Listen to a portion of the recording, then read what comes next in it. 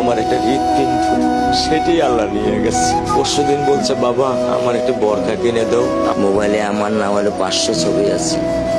আমি এখনো সাহস পাইনি আমার মেয়ের একটা ছবি বের করে দেখতে। আমার সেই সাহস নাই, আমি সেই সাহস হারাই ফেলছি। আমার স্যান্ডেলটা দেখেন 3 বছর পুরাতন ছেঁড়া, কিন্তু আমি আমার স্যান্ডেলটা পাল্টাই না, সেলাই করে নেই। কিন্তু আমার বাচ্চাদেরকে আমি কষ্ট পেতে দেই না। শুধু একবার বলছে, বাবা লেচে খাবো।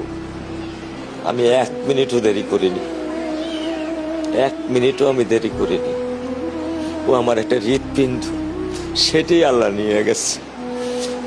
আলহামদুলিল্লাহ, শুকরিয়া, আল্লাহ দিছে, আল্লাহ নিয়ে গেছে। আমার কোনো কষ্ট নেই।